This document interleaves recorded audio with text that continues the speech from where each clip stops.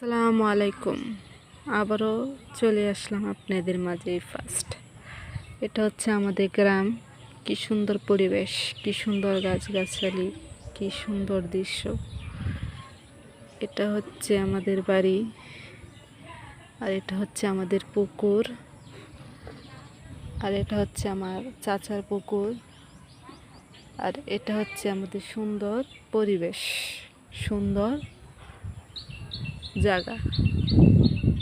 মানে গ্রামে আসলে মন জুড়িয়ে যায়। এই প্রকৃতির এত সুন্দর বাতাস, গাছপালা, এই সুন্দর নদী নালা, মানে কি বলবো, মানে গ্রামের মতন সুন্দর এত মায়া শহরে পাওয়া যায় না।